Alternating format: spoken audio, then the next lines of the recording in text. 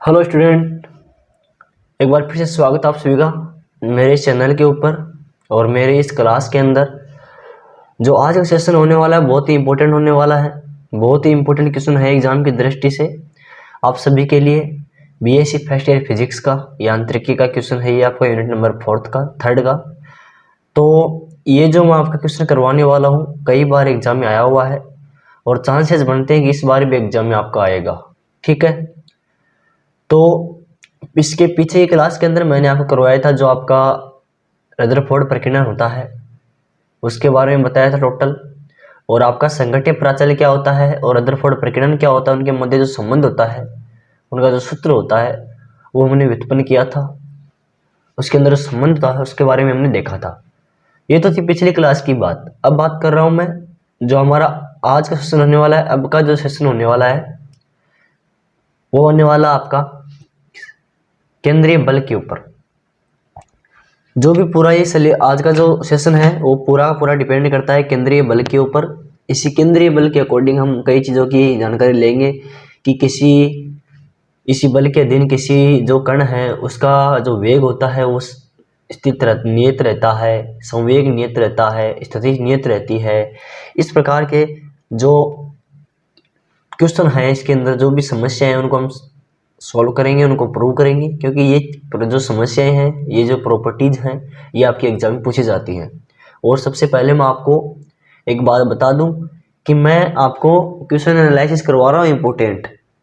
ठीक है, तो कुछ लोग ये मत सोच लेना कि ये आपके उससे करवा दिया आपने उसका सेम टू सेम करवा रखा है, उस सोल्ड पेपर से हैं, उस सीरीज से हैं।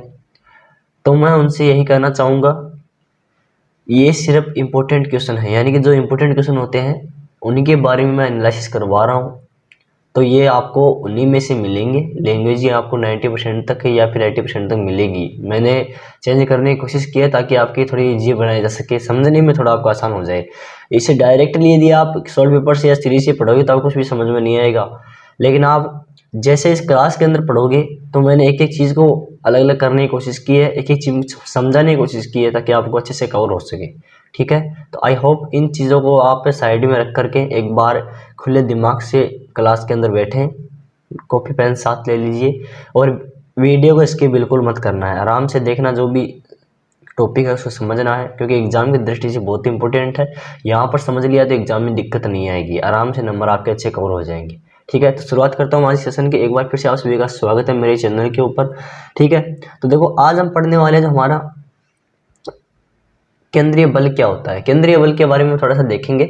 सबसे पहले केंद्रीय बल के बारे में आपको थोड़ी जानकारी दे देता हूँ। केंद्रीय बल क्या होता है? जब किसी कण पर जो लगा हुआ वह बल होता है, ये बल क्या होता है? किसी कण पर लगा हुआ वह बल जिसकी क्रिया रेखा हमेशा एक निश्चित बिंदु से गुजरती है। यानी कि किसी कण पर लगा हुआ वह बल जिसकी क्रिया रेखा क्या होती है? एक निश्चित बिंदु से गुजरती है। कोई अनिश्चित बिंदु नहीं होगा, कोई निश्चित बिंदु होगा कि हाँ ये बिंदु है, इससे ही इसकी बल की क्रिया रेखा लगेगी, गुजरती है। इसका मान उस बिंदु से केवल r दूरी पर निर्भर करता है, और जो भी इस केंद्रीय बल का जो मान होता है, वैल्यू होता है, वो सिर्फ इससे एक चीज पर डिपेंड करता है कि जो वो बल दिया, आपका जो बिंदु दिया गया है, उस बिंदु से r डिस्टेंस पर आपका ये बल का मान डिपेंड करता है। ठीक है, और ऐसे बल को ही हम क्या कहते हैं? केंद्रीय बल कहते हैं, अर्थात केंद्रीय बल कहलाता है। इसका फॉर्मूले की बात करें, इसका फॉर्मूला क्या होगा? F इजिकल आपका हो जाएगा F आर कैप। ये आर क्या है? आपकी दूरी है, और क्या है? आर दूरी पर बल हो गया। ठीक है, ये आपका सदिश है, एकांक सदिश आर कैप। और एकांक सदिश आर कैप आप जानते हैं क्या होते हैं? आर का परिणाम होता है आर स्थिति सदिश। ठीक है, ये हो गया आपका बल, केंद्रीय बल। अब देखो इसके अंदर कुछ इंपॉर्टेंट है टॉपिक, इसके 2-4 पॉइंट आते हैं, बहुत ज़्यादा इंपॉर्टेंट है एग्जाम की दृष्टि से, इनको अच्छे से कवर कर लेना क्योंकि एग्जाम में पूछे जा रहे हैं। ठीक है, बहुत बार आए हुए हैं इसलिए मैं ये करवा रहा हूँ आपको स्टेप बाय स्टेप। तो पहला पॉइंट इसमें अंदर है कि जब कण केंद्रीय बल के अधीन गति करता है तो। अब बात है कि केंद्रीय बल के अधीन कण गति कर रहा है तो उसके अकॉर्डिंग हमें क्या क्या प्रूव करना है वो देखना। उसके अंदर पहला हमारा पॉइंट प्रूव करना वो आपका इसका क्षेत्रीय वेग नियत रहता है। प्रूव करो, दर्शाओ कि इसका क्षेत्रीय वेग क्या रहता है? नियत रहता है। ठीक है, तो देखना ध्यान से, देखिए एफ आर आर कैप, ये आपका मैंने अभी करवाया है, ऊपर देखो केंद्रीय बल है, समीकरण नंबर इसको 1 दे देंगे हम। अब इसमें क्या करना है, इस समीकरण 1 के दोनों तरफ r के साथ सदिश गुणा करना है। तो इस समीकरण दोनों तरफ r के सदिश गुणा करेंगे तो एफ आर हो गया मल्टीप्लाई में F R R into R cap, सदिश गुणा हो गया, इक्वल में आपका 0 हो गया। ठीक है, अब हम जानते हैं कि एफ आर क्या होता है, दिशा में परिवर्तन होता है ना, उसकी डिस्टेंस में परिवर्तन है, समय के सापेक्ष बल क्या होता है, एकांक समय में तय किया गया विस्थापन, तो डी स्क्वायर आर बटे डी टी स्क्वायर। अब यहाँ पर देखो आर क्रॉस एम इक्वल आपका हो दिखाई दे रहा है D square R upon D T square equal आपका 0। ठीक है, ये यहाँ पर मल्टीप्लाई में आ गया इसकी।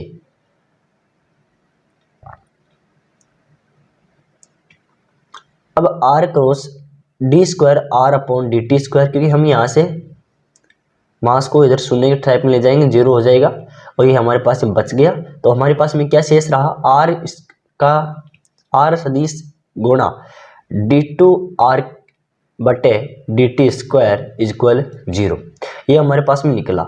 अब हम जानते हैं, अब हमें क्या करना है, ये हमारे पास में आया, ये किसके बराबर आया, एफ आर के बराबर आया। ठीक है, अब इसको हम क्या करना है, ऊपर वाली इक्वेशन में रखना है। जो देखो ये वाली इक्वेशन है ना, इसके अंदर हमको ये पुट करना है।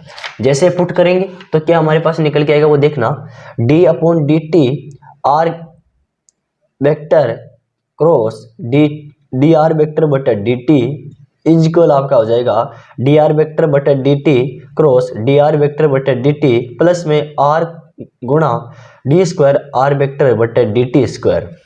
ठीक है, अब ये वाली वैल्यू यहाँ पर रख दी आपकी, ये वाली होगी इधर, ये प्लस आर कैप है ना। ठीक है, आपका एफ की वैल्यू है ये, इक्वल में आपका 0 हो गया।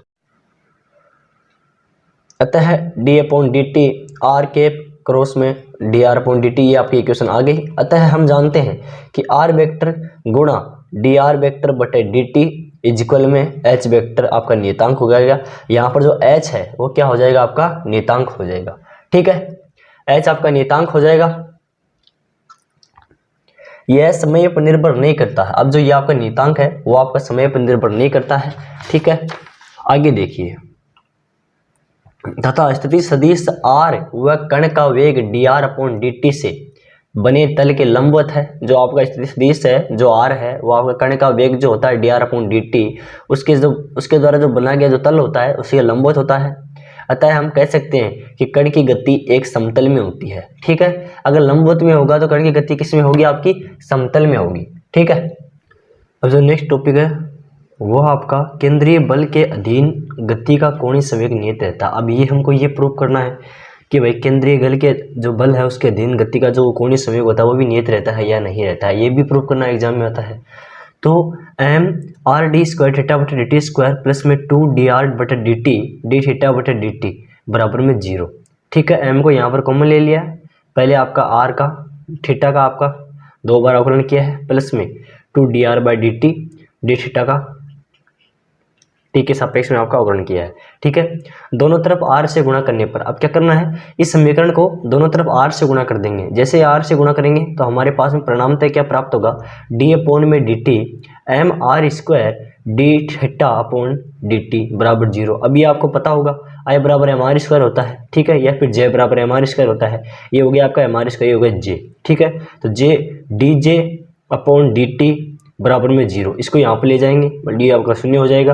तो डी जे अपॉन में डी टी आपका क्या हो जाएगा, 0 हो जाएगा। तो जे बराबर आपका क्या आ जाएगा, एम आर स्क्वायर, अर्थात यहाँ पर जो D theta upon D T है ये क्या आपका नियतांक हो गया। ठीक है, अतः हम कह सकते हैं कि संवेग भी सदैव सुरक्षित रहता है। ठीक है, अब इसका लास्ट पॉइंट जो आज का हमारा होने वाला है बहुत ही इंपॉर्टेंट पॉइंट है, ये भी एग्जाम की दृष्टि से, ये भी एग्जाम में कई बार पूछा गया है, इसलिए मैं ये करवा रहा हूँ। तो देखिए कि नियत वेग, नियत क्षेत्रीय वेग जो हमेशा क्या रहता है, नियत रहता है। जो क्षेत्रीय वेग है कण के बल की गति के अधीन वो भी क्या रहता है, नियत रहता है। इसके बारे में थोड़ा देखेंगे, क्या ये भी आपका नियत रहता है। ठीक है, तो देखो समीकरण 3 से, समीकरण 3 को 1/2m से मल्टीप्लाई करने पर जो आपका समीकरण नंबर 3 है जो आपको मैंने दिखाया था अभी, देखो ये वाला D upon D T M R square D T upon D T बराबर में 0 समीकरण नंबर 3 है। इस समीकरण 3 को क्या करना है, 1/2m से मल्टीप्लाई करना है, यानी कि जो समीकरण है इसको आपको 1/2m से आपको मल्टीप्लाई करना है। तो मल्टीप्लाई करने के बाद हमारे पास क्या आएगा, d/dt 1/r² 1/2r² d theta upon dt equal में 0 हो जाएगा। 1/2r² d theta upon dt equal नियत, ये वाला पोजीशन यहाँ पर चला जाए तो ये नियत हो जाएगा। अतः प्रेक्षित क्षेत्रफल क्या होता है, dA क्या होता है 1/2r डी थीटा, यहाँ से एक आर कॉमन ले लिया, डी थीटा हो जाएगा। तो यहाँ पर क्या निकला r² तो 1/2r² डी थीटा या फिर थीटा, ठीक है। अब dA अपॉन dt इसका क्या कर देंगे, t के सापेक्ष अवकलन कर देंगे। तो dA upon dt 1/2r² D theta by dt, t के सापेक्ष अवकलन कर दिया तो ये आ जाएगा हमारे पास में। फाइनली हमारे पास में क्या निकल के आया 1/2r² डी थीटा बटे dt। अतः हम कह सकते हैं कि कोणीय केंद्रीय बलों के लिए कोणीय संवेग संरक्षण का नियम क्षेत्रीय वेग की निश्चितता को बताता है। अतः हम कह सकते हैं जो कोणीय संवेग है वो संरक्षण का जो नियम है वो क्षेत्रीय वेग की जो निश्चितता है उसको बताता है, ठीक है। तो आई होप आपको अच्छे से टॉपिक कवर हो गया होगा। बहुत इंपॉर्टेंट टॉपिक है, एग्जाम की दृष्टि से ध्यान रखना है, एग्जाम के लिए तैयार करके चले जाना, इंपॉर्टेंट है, एग्जाम में आता है, BST फर्स्ट ईयर मैकेनिक्स का है, ठीक है। तो आई होप समझ में आया होगा। और कमेंट के जरूरत ना, कोई समस्या हो तो कमेंट के जरूरत ना।